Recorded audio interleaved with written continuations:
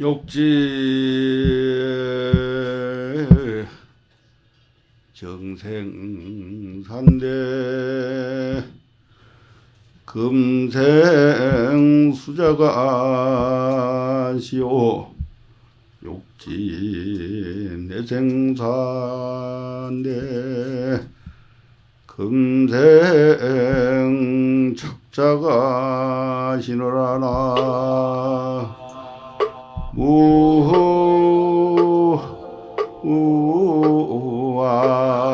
무아미 타부.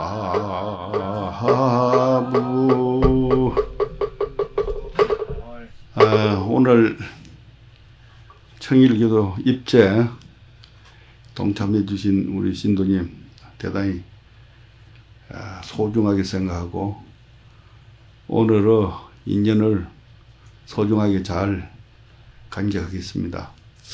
주님께서 왜 입제에 좀 많이 참석 안 하시냐 하는 이런 말씀 하셨습니다만도 사실 보니까 적게 오신 분도 아니네요. 아주 적당히 오신 것 같아요.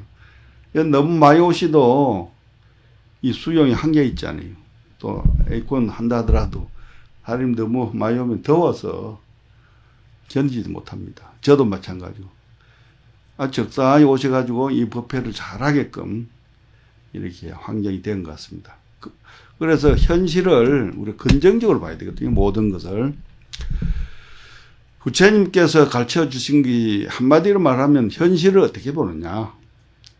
현실을 현실 있는 대로 보면서 긍정적으로 보고 미래지향적으로 보라는 것이 부처님 가르침입니다.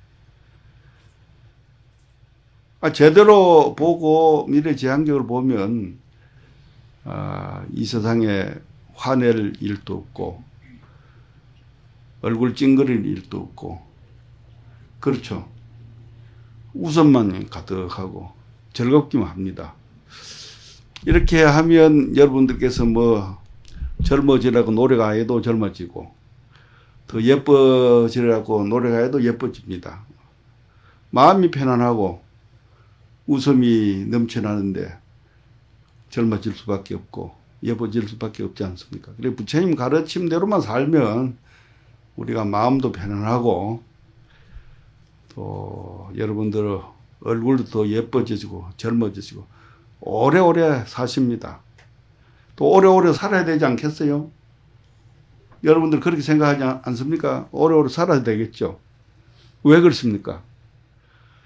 옛날도 오래 살아야 되겠지만 지금 저는 더욱더 오래 살아야 된다 이런 생각합니다. 왜냐하면 세상이 너무 좋아졌어요.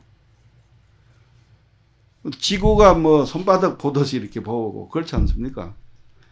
옛날에는 뭐 몇 년씩 가서 걸어가야 될 곳을 한두 시간에 갈 수도 있고 세계 곳곳을 우리가 자기 취향대로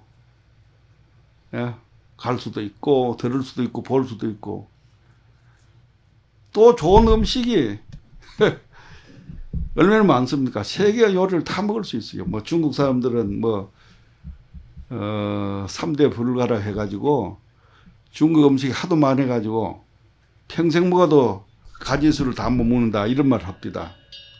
중국 땅덩어리가 하도 넓어서 평생 다녀도 다 다니지 못한다 그랬어요. 옛날에는 그랬어요. 또 중국 사람이 너무 사람이 많다 보니까 숫자를 헤아릴 수 없다 이러는데 지금은 그렇지 않아요. 중국 그 정도가 문제가 아니죠. 세계를 마음대로 다니고 또 사람 숫자도 대만 파악하지 않습니까?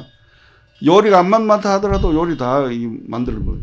세상이 그렇게 좋아졌습니다. 제가 살아보기엔 너무 좋다. 우리나라와 같은 이런 크지는 않지만은 아기자기하고 바위가 아름답고 계곡에 맑고 또 상천이 얼마나 푸르고 비옥하고 좋습니까? 이러한 한국적인 이런 맛, 이거 참 대단히 좋다고 생각합니다. 이웃 일본은 지진은 좀 있고 태풍은 한국보다 많습니다만도 또 일본이 또 장점이 있어요. 그런 사철이 이렇게 동시에 거의 있다시피 합니다. 북쪽과 남쪽이 아주 길어가지고 사철을 즐기면서 맛볼 수 있는 그런 곳이고, 또 그러다 보니까 나무 수종이 다양합니다. 토질은 한국이 아름답고 한데 바위도, 나무의 풍광은 일본이 더 풍광이 아름답죠. 수종이 다양하다 보니까. 예. 그리고 온천이 더 좋지 않아요. 한국에 없는 이렇게 자연 분화구 것도 볼 수 있고, 또 맑은 물이 솟아나는 것도 볼 수 있고, 온천물도 솟아나는 것도, 한국에 없는 것도 많이 있어요. 중국은 중국대로 좋더라고요. 중국은 뭐 나무 있는 데는 있지만은 없는 사막이 또 많습니다. 중국 사막. 사실 북경 가보시겠습니다만도 북경에서 북쪽으로 10분만 시내에서 나가면 사막입니다. 북경이 그대로 수도가 이었다면 북경 벌써 사막 됐습니다. 그 나무를 심고 이렇게 해서 이 사막을 방지하면서 국토를 유지하고 있죠. 그 사막은 또 어떠냐? 사막은 아무것도 없어 그냥 그대로 사막을 글자 그대로 해서 그거는 어떤 의미가 없냐? 그건 아니더라고요. 사막도 다니면 보니까 사막에 또 무엇이 있습니다. 사막은 어떤 면에서 우리나라 같이 이렇게 습기 찬 여름이 아니라 태양은 30~40도 막 열하게 비치지만은 그러는 거 가면 땀이라는 거 없어요. 땀이요. 그러니까 관절염이라든지 이런 게 없습니다. 신경통이라든지. 우선 습기가 안 차니 참 좋아요. 사막 있다가 한국 오면 너무 습기가 차서 여름이 답답해요. 진행 여름. 그 사막은 또 사막대로 그 멋이 있습니다. 그래서 이 세상이 얼마나 다양하고 좋은지 모릅니다. 이런 세계를 마음대로 좀 다닐 수 있지 않습니까? 마음대로 즐길 수 있고. 또 과학이 얼마나 발달했습니까? 인간을 편리하게 하고 즐겁게 하고. 게임도 좋은 거 많지 않아요? 우리나라 일본 가면 이거 뭡니까? 빠진고도 있고, 또 더 물려가면 그 도박도 많지 않습니까? 잘못하면 그 빠져서 폐가 만신하고 자살하는 사람도 많습니다만도, 그걸 짜증나면 즐기면 다 우리를 생활 활력소가 되는 겁니다. 그렇지 않습니까? 모든 것이 다 그렇죠. 우리가 자제하고 하면 술이 얼마나 좋습니까? 그런데 술을 많이 먹으면 술 중독이 되는 거라. 폐가 만신. 그래서 우리가 이 세상에 아주 좋은 게 많습니다. 이런 거를 우리가 마음껏 누리고 향유해야 되겠죠. 그러기 위해서는 건강해야 되겠고 오래 사셔야 된다 이게요. 그래서 일찍 돌아가신 분이 아주 나는 내가 죽는 것만큼 억울하게 생각합니다. 이 좋은 세상을 왜 오래 더구나 자살하는 사람들 볼 때는 참 기가 차요. 왜 자살을 합니까? 그런 분들이 부처님 법을 만나서 부처님 가르침을 바라게 받아들였다면 그 자살이라는 건 있을 수 없죠. 자살은 어떻게 하면 생명을 살해하는 것 같습니다. 자기가 죽는다 하더라도요. 그는 불교인에서는 절대 해서는 안 될 이유. 또 부처님께서는 우리가 살아가는 데 있어서 현실을 긍정적으로 적극적으로 살아라 하는 말씀을 하셨다 그랬죠. 그것이 부처님의 우리에게 가르쳐준 아주 메시지라 생각합니다. 이 세상은 선한 일만 하고 또 살 수는 없잖아요. 여러분도 아들, 딸도 키워보시지만 아들, 딸에게 얼마나 귀엽습니까? 그러나 아들, 딸 어떤 화날 때가 있지 않아요? 그럴 때는 한 차를 때리고 싶은, 요새는 함부로 못 때린다 하대요. 아들, 딸도. 그럼 몰리는 때릴 수 있겠죠. 공개적으로 못 때리는 아들, 딸도 못 때린다. 하여튼 이 세상은 물론 부처님의 가르침은 아까 내가 조금 전에 읽은 건 뭐냐, 과거 생에 어떻게 살았냐는 것을 알려 하면 금생에 우리가 생활을 통해서 알 수 있다 그랬어요. 그건 왜냐냐, 과거 생에 복을 많이 짓고 행복을 될 수 있는 그런 원인을 많이 지은 사람은 이 세상에 좋은 집안에 태어날 수도 있고 좋은 여건에 태어날 수 있는 겁니다. 그러니까 좋은 집안에 태어났다고 부러워한다든지 그렇지 못한 집에 태어났다 해서 신세 한탄한다, 이거 할 게 없습니다. 왜 그러냐? 자작자수라. 자기가 과거에 자기가 태어난 거니까요. 그래서 부처님의 그 가르침을 바르게 받은 사람은 절대 신세 한탄을 하지 않는답니다. 그 왜냐? 자기가 자기 받는데 왜 신세 한탄을 합니까? 그러면 자기가 앞으로 복도 받고 행복해지기 전에 어야 됩니까? 그럼 열심히 살면 되는 거라요. 열심히 노력하고 바르게 살고 가능하면 속이지 않고 정직하게 살고.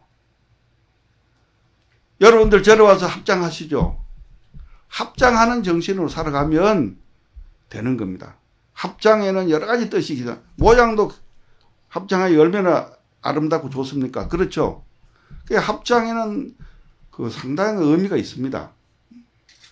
우선 우리가 합장하는데 생각해야 될 건 뭐냐? 합장은 상대를 존경한다는 뜻이 들어있어요. 상대를 미워하지 않고 상대를 존경한다니까 얼마나 좋습니까? 모두가 그러면 이 세상이 뭐 그대로 극락이 안 되겠습니까? 예, 극락도 공간적인 개념이 있고 상황적 개념이 있습니다. 우리가 죽어서 부처님 극락세계 가자는 건 공간적 개념입니다. 상황적 개념이라는 것은 우리가 살아가는 현실에서 어떤 상황이냐, 그 상황이 좋은 상황을 하면 그대로가 극락이다 이거야. 그 상황이 나쁘면 죽어서만 지옥 가는 게 아니라 살아서도 지옥이 얼마든지 있을 수 있는 거예요. 아시겠죠? 그래서 이 합장하는 그 자체, 합장하는 그 자세만 우리가 살아간다면 이 세상에 극락 안 될 수가 없습니다. 상대를 무시하지 않고 상대를 존경한다. 상대의 의견을 존중하고 인격을 존중한다 하는 그런 자세입니다. 이 합장이요. 얼마나 좋은 겁니까? 그리고 또 한 가지는 존경하는 거는 또 뭐가 수반하는 게 있죠. 존경에는 신뢰가 따라야 됩니다. 신뢰가 없는 존경은 그건 형식적 존경이겠죠. 형식적 존경은 돼서는 안 되겠죠. 그렇죠? 그래서 합장하는 거 당신을 존중하면서 당신을 진정으로 신뢰합니다. 이거 얼마나 좋습니까? 신뢰하고 존경하는. 그러면 신뢰하고 존경한다면 그게 또 다른 게 있을 겁니다. 그러니까 나는 당신을 감사합니다. 이거 얼마나 좋습니까? 당신의 인격을 존중하고 신뢰하고 그렇다면 나는 여러분을 감사합니다. 이 합장하는 자세, 이런 자세만 살아가면 여러분은 현실에서도 복받지만은 현실 그 자체가 하나 원인도 되니까네. 다음 생에 우리가 받아놔야 될 결과의 원인이 되니까네. 그것이 쌓이면 그게 힘이 돼서 씨앗이 돼서 큰 씨앗이 돼서 작용을 하게 돼서 그 다음 생에 인과를 받아나는 겁니다. 좋은 집안에 태어나고 훌륭하게 태어나고 좋은 여건을 태어나겠다 한다 하면 합장하는 생활을 하면서 좋은 마음을 갖고 바르게 살아가실 때 현실도 편안하고 아름답지만은 이것은 미래의 새로운 삶을, 좋은 삶을 갖다주는 원인이 돼서 다음 생에 여러분이 원하는 대로 태어난다 이거예요. 그래서 주체는 내게 있는 게 현실이에요. 내게. 아시겠죠? 그 원망할 필요 없는 겁니다.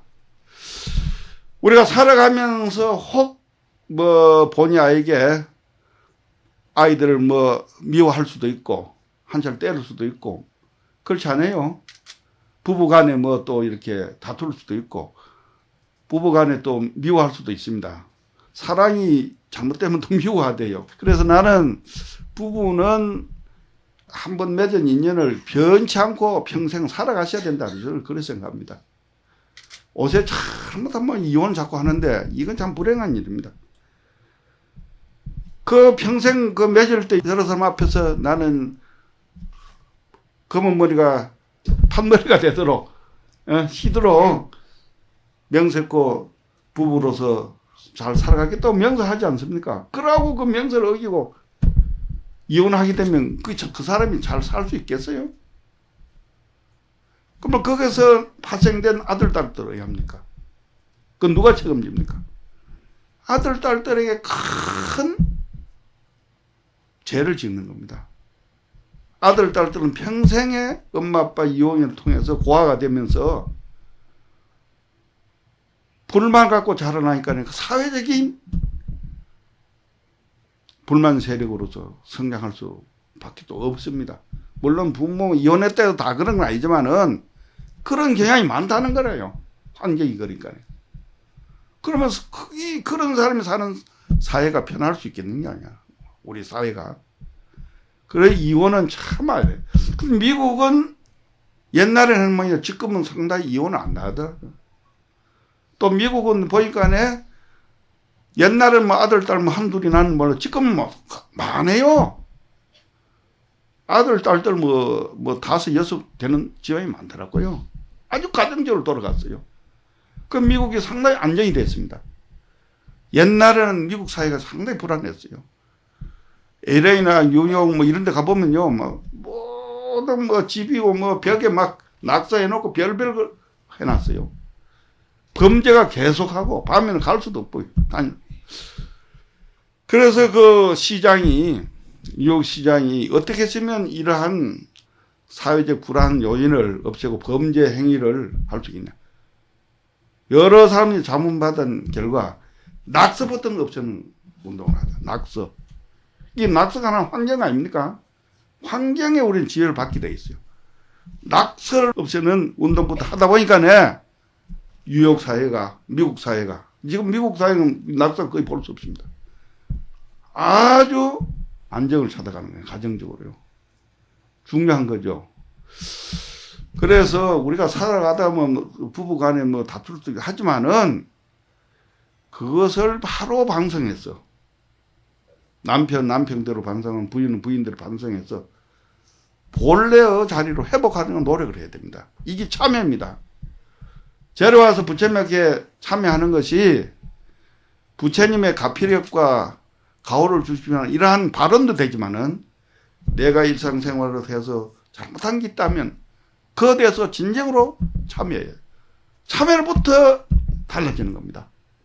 참여하지 않으면 절대 발전이 없습니다. 변화가 있을 수 없습니다. 참여는 자기가 달라지겠다는 변화에 시추면서 마지막이라고 할 수 있습니다. 참여가 가장 중요합니다. 그래서 저로 와서 참여를 해야 되는 거예요. 참여를 해야 자기가 달라지는 겁니다. 그렇다 해가지고 부처님께서는 나약하게만 살아라고 한 게 아니라 아주 강인하게 열성적으로 적극적으로 살아라 했어요. 이런 말씀을 경전에 보면 이런 말로 하고 있어요. 나에게 내 손바닥에 소금이 한 움큼 있다고 생각하자. 아시겠어요? 생각하자. 이 소금을 이 찻잔에 넣으실 때 어떻게 되겠냐 이걸 물으시죠. 어떻게 되겠습니까? 소금 한 움큼을 이 찻잔에 넣으면 어떻게 되겠어요? 짜봐서 먹을 수 없겠죠? 그렇죠? 근데 이 소금을 낙동강 같은 데 갖다 넣으실 때 어떻게 되겠습니까? 그건 별 영향을 받지 않죠? 그러니까 이 소금면 하나의 죄에 비교한 겁니다. 이 죄를 안 짓고 산다는 건 살아갈 수 없다는 거예요. 적적 살다 보면 본의 아닌 그 실수도 있을 수 있어요. 그러나 그보다 더 큰 업적과 공적을 세우면서 살아간다면 그런 거는 큰 문제가 될 게 없다는 거예요. 그것은 낙동강에 소금 한 움큼 넣는 것과 같은 거예요. 그런데 그 대신 아무것도 하지 않으면서 업적도 하지 노력도 않으면서 잘못을 저지르는 건 어떤 거냐? 그거는 찻잔에 소금을 넣는 것 같은 거예요. 적은 거지만은 그것은 굉장히 큰 원인을 제공하게 돼서 먹을 수 없게 된다 이거예요. 이게 중요한 비유 말씀 경전에. 그 부처님께서는 우리가 적극적으로 살아라. 열심히 살아가라. 그러다가 혹시 잘못한 거 그걸 넘어 제의식으로 살아가지 마라.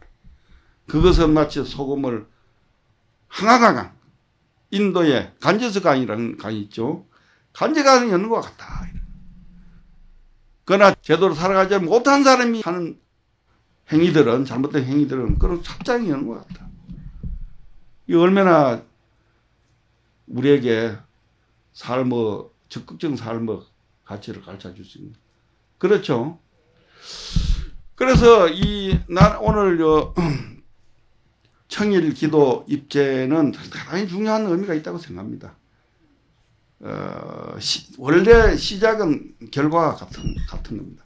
시작이 좋아야 되고, 시작은 좋은 결과를 가지고 있기 때문에 시작의 마음이 영원히 변하지 않고 결과가 그냥 연결돼야 돼요.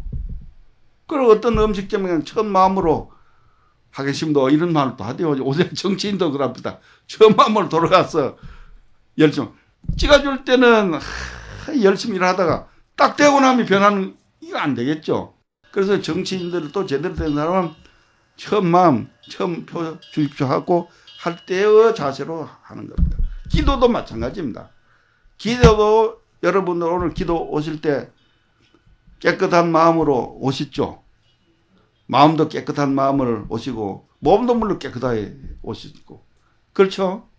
그러면 이 몸과 마음에 깨끗한 정성이 담긴 이 마음을 변함없이 청일 기도가 될 때까지 가져가셔야 돼요. 그러면 여러분이 원하는 바가 성취 안 될 수가 없습니다.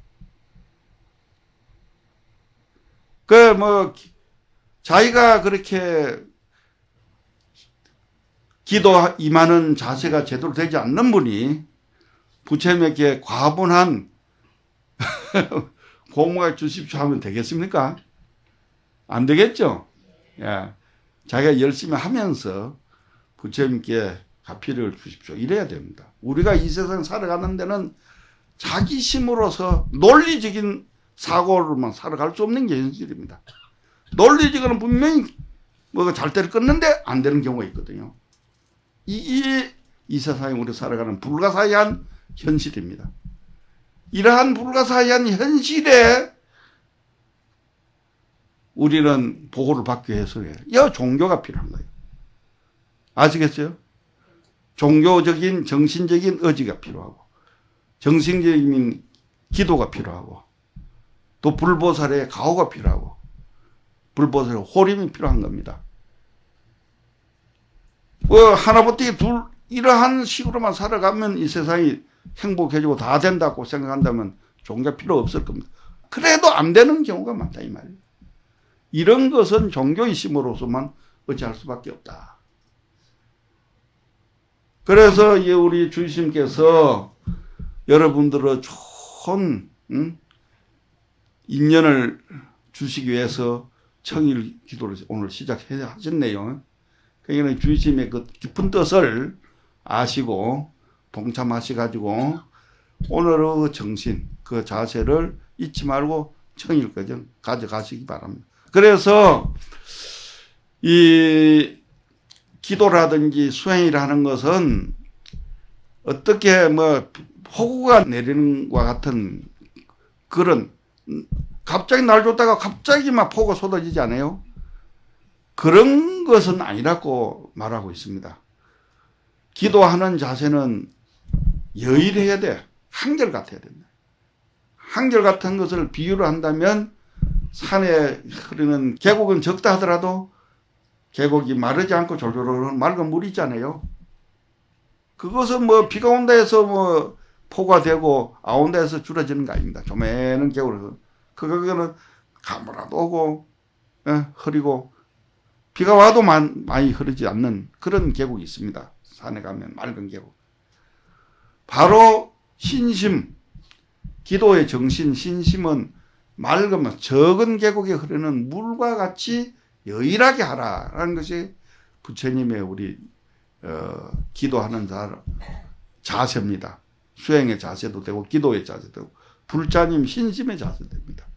그래서 그 계곡에 조그만 부르는 흘이 끝임없이 쭉 흐르다 보면 큰 바위도 뚫는다는 거예요. 큰 바위도 계속 흐르면. 그럼 안 하다가 갑자기 뭐 철야를 한다든지 뭐 또 뭐 금식하면서 한다. 이거보다는 시간이 있을 때는 절에 와서 하시고 시간이 없을 때는 참여 못한다로 집에서라도 다음은 뭐 10분이라도 정신을 가다듬고 염불을 하셔야 돼요. 기도를 하셔야 된다. 그래서 그 기도하는 자세에 대해서는 이런 말을 삼령 공경. 항상 공경한 생각을 가지라. 염불할 때. 항상 공경하는 생각을 갖고 한 10분만 해도 종일 기도한 거나 다름없어요. 저로 와서. 아시겠죠? 상은 쉼령이라. 항상 마음으로 집중적으로 하라. 오랜 시간 한다 하면 종마이라. 적은 시간 집중적으로 하라. 이런 말씀을 경전에서 말씀하고 있습니다. 그래서 소낙비처럼 내려다가 뚝 꺼치면 그런 것이 보다 이렇게 산에서 흐르는 계곡물과 같은 그런 꺼짐 없는 신심. 그것이 올바른 자세다. 이런 말씀하세요. 그리고 부처님의 그 세계는 바다에 많이 비교하겠죠. 부처님 세계는 바다와 같다. 왜 바다와 같습니까? 바다라는 것은 첫째 넓죠. 한없이 넓은 곳 아닙니까? 육지보다 더 넓은 데가 바다거든요. 그만큼 넓다. 또 바다가 얼마나 깊습니까? 히말라야 산보다 더 깊어요. 히말라야 산이 뭐 한 10,000m 뭐 가까이 되는 모양인데 바다 깊은 데는 10,000m 더 내려간다는 거예요. 그러니까 바다는 넓고 깊은 땀물에 그 부처님의 세계가 그만큼 깊다는 땀물에 부처님 법을 바다에 비교를 합니다. 그런데 그보다는 더 중요한 의미가 있어요. 부처님 법을 바다에 비교한 거죠. 더 중요한 것. 그건 뭡니까? 모든 흐르는 물은 큰 계곡, 적은 계곡 할 것 없이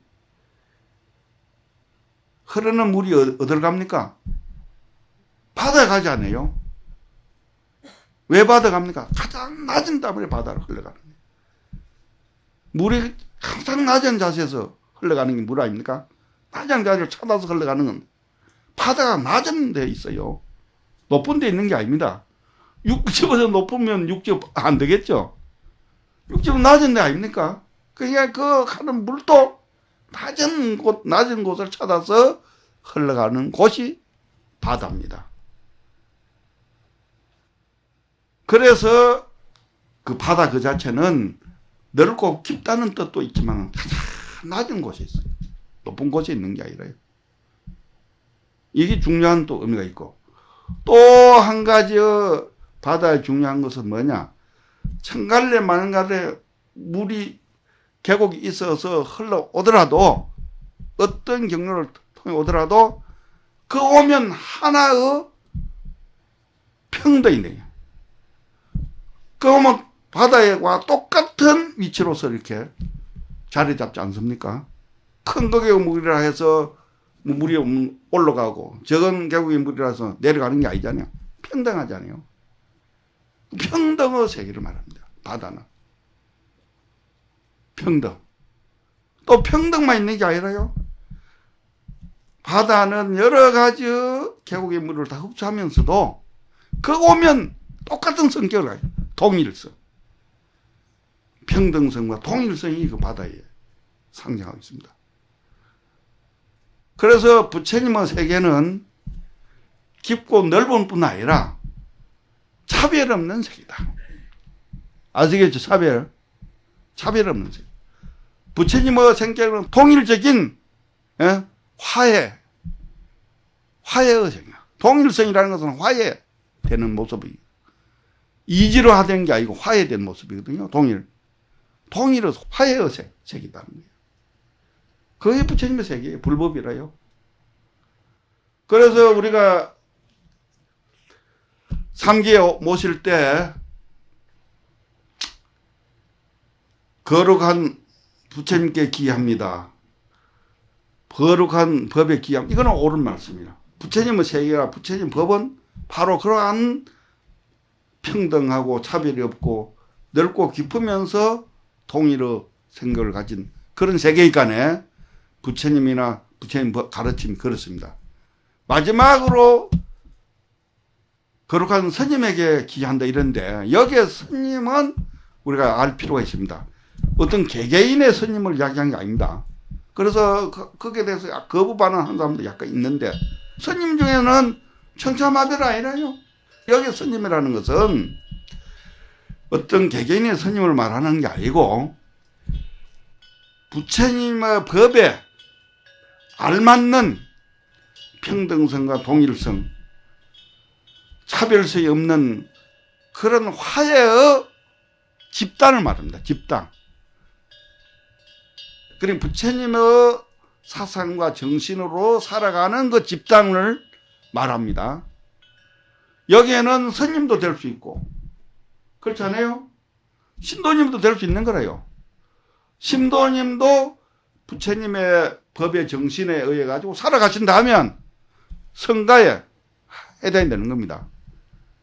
스님들도 아무리 머리 깎고 스님이 됐다 하더라도 그러한 정신을 떠나서 사는 사람은 이 집단에 소속이 될 수가 없습니다. 평해상 스님이라고 표현했지만은 이거는 개개인의 스님이 말하고 그런 정신으로서 살아가는 모임. 아시겠죠? 거기에 기여한다는 겁니다. 기여할 만하지 않아요? 그런 정신으로 살아가는 사람에게 기여하고 누구에게 기여하겠죠? 그런 집단에 기여하죠. 그렇죠? 그래서 이거를 잘 이해를 하셔야 돼요. 여러분 신도님들께서도 얼마든지 성가의 일원이 될 수 있는 겁니다. 또 돼야 돼요. 그래야 불법을 맞는 의미가 있지 않아요? 그렇지 않아요? 결과적으로 우리가 성가 일원이 돼서 최고의 경지에 도달해야 되는 거예요. 열바이, 해타로 그런 경지에 도달해야 되는 거예요. 스님만 하는 게 아니라 불자님 모두가 다 해도. 단 조건이 다를 뿐이라 사회에 있느냐 절에 있느냐 그 차이뿐이요. 옛날에 그 부처님 당시에 유마거사 분은 얼마나 사회에 계시면서도 부처님과 같은 경제 간 분 아닙니까? 훌륭한 분들이 얼마나 많습니까? 유마거사라는 분도 있지만은 중국 방거사라든지 부술거사 지금도 많이 계십니다. 훌륭한 분들이. 그래서 우리 신도님들께서 나약한 그런 신도님 되지 말고 성가에 동참할 수 있는 그런 신도님이 되셔야 돼요.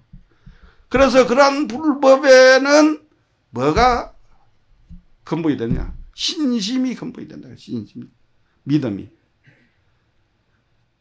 여기 뭐 신심이라는 것은 뭐 더 말할 거 없겠습니다만도 우선 부처님의 가르침을 받아들이겠다는 그런 자세가 돼야 되겠죠. 그렇죠? 예. 또 그러한 자세만 돼서는 안 되겠죠. 그것을 자기화로 했어. 예? 부처님의 가르침을 자기의 생활의 신조로 만들어야 돼요. 신념을 만들고 신조를 만들어 가지고 또 어떻게 돼야 되면 실천을 해야 되겠죠. 실천하는 분이 올바른 신심이 있는 분입니다. 부처님 법을 듣기만 하고 이쪽 길을 듣죠. 이쪽으로 흘려보면 안 되는 거예요. 아무리 법문을 많이 듣고 해도 안 됩니다. 안 되겠죠. 그러면 일이 들어가지고 이 가슴으로 와서 자기 걸 만들어야 되겠죠. 그리고 또 그 망들만 관념적인 데만 젖어도 안 되겠죠. 다리도 되고 손도 되고 실천해야 되겠죠. 그게 신심입니다. 아시겠죠? 여러분 우리 신심 있는 불자님이 되어 주십시오. 그 신심이 없으면 부처님의 그 깊고 넓은 그 평등의 세계에 들어갈 수 없다는 거예요. 이론이 될 수 없다는 이런 말입니다. 그 기본적인 신심. 기도도 그러한 신심의 자세에서 처음과 같아요. 그래서 의상스님께서 그 중국 가서 지엄 스님에게 화엄 경전을 공부하시고 거기서 지한 그 논문이 뭐냐? 법성계입니다. 법성계. 그 법성계에 보면 초발신심병정하여라. 처음에 마음이 정각을 이룬다. 처음 마음이 끝까지 가야 된다. 이 말씀하는 거예요. 나는 그 몇 년 전에 중국 갔다가 서안에요. 화엄사라는 절에 터만 남아있어요. 탑만 두나가 있는데 거기서 의상스님께서 1400년 전에 거기서 공부하시고 화엄경을 내용을 투득하셔가지고 법성계를 지어서 은사스님으로부터 인정을 받고 이제 너는 돌아가서 스승으로서 얼마든지 지도자가 될 수 있다는 인가를 받아 오신 곳이라. 그 갓뒤 풀만 있고 탑만 입고 있는데 참 나는 감회가 깊더라고요. 많은 분들은 명소라서 뭐 관광지를 다 찾아다닐 수도 있습니다만 저는 그보다 역사적인 역사가 있는 곳 그런 곳을 저는 많이 생각을 합니다. 그걸 뭐 잘 몰라요. 물어서 가서 볼 때 감회가 깊더라고. 뭐 1400년 전에 의상스님이 여기 와서 이 공부를 하고 성취를 하고 이 감회가 있더라고요. 이거 그래 하기 위해서 이제 우리가 일상적인 데서 우리가 요약해서 이제 결론을 이야기해야 되겠죠. 요약할 거는 신구의 몸과 언어와 또 생각, 이 신구 삼업이라 하잖아요. 이것을 잘 가져야 된다. 이거를 청정하게 가져야 된다. 그러하기 위해서는 여기 추원은 뭐 육권 청정이라는 말인데 육권을 청정하게 가져야 된다. 육정을 청정하게 하면 몸과 입과 행위가 다 청정해진다. 육권이라는 건 뭐냐? 처음에는 눈이거든요. 눈으로 우리는 보는 것을 아까도 이야기했지만 아름답게 보고 긍정적으로 봐야 돼요. 예? 또 귀로서도 마찬가지예요. 귀로서도 좋은 말을 듣고 설사 뭐 듣기 싫은 말을 하더라도 이 말을 바르게 받아들여야 돼요. 충언은 여기라는 말이 있잖아요. 충성스러운 말은 귀를 거스린다. 그 말을 그 본뜻으로 받아들이면 되는 거예요. 모든 게 어떤 세상에 뭐 어떤 말이든지 바로 받아들이면 그게 다 스승의 말로서 교훈을 받아들일 수 있는 거예요.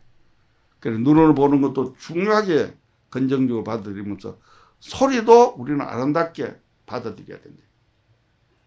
그 코는 또 어떤 역할을 해야 되겠어요?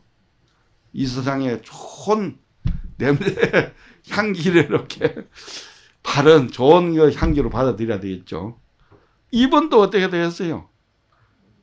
바른 말을 하고, 예? 그렇죠.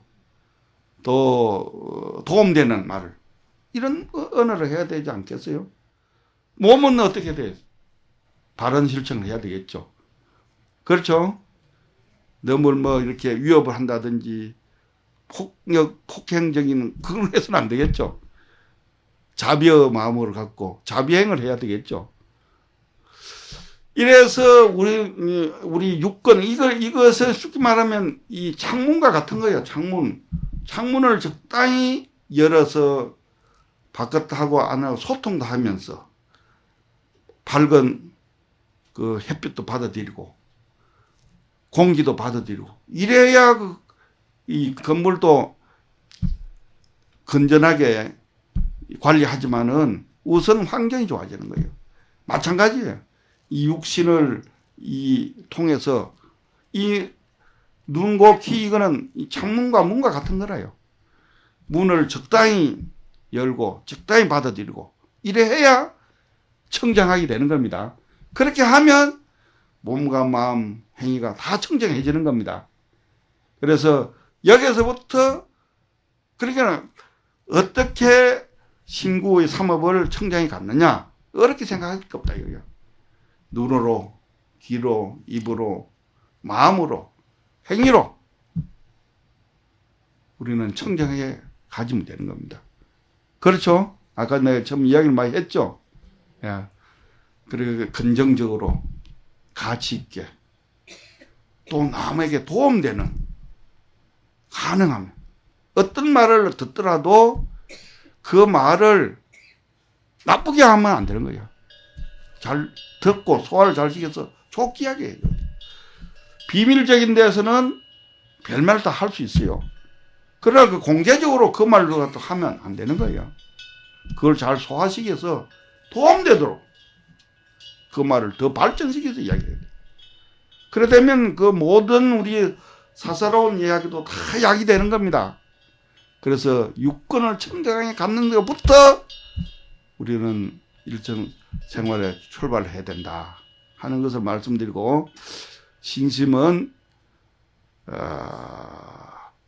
삼령 공경, 항상 공경하는 마음으로서 연부를 하고 마음을 집중적으로 연부를 하고, 그것은 꼭 오래 해야만 되는 건 아니고 다음은 몇 분이라도 그러한 생각을 매일매일 떠나지 않고 하면, 지속적으로 하면 그것이 올바른 기도고 수행의 자세다 하는 것을 말씀드리고, 오늘 기도는 그를 출발하는 출발점이 돼야 되겠습니다. 그래서 오늘 뭐 주님께서는 사람이 적다고 뭐 이러는데 저는 아주 좋아요. 왜 이렇게 적다고만 보느냐요.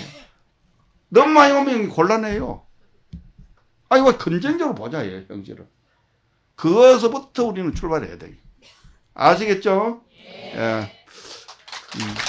내가 볼 때는 뭐 꼭 무학대사만 그런 게 아니라 제가 봐도 여러분들은 다 부처님과 같은 거룩한 분입니다. 예? 우리는 그렇게 여러분들을 봅시다. 합장하는 마음으로 생활하기 바랍니다. 원이 법회공도로 광피 삼보려가야 속더 대해탈하여지다나 무아미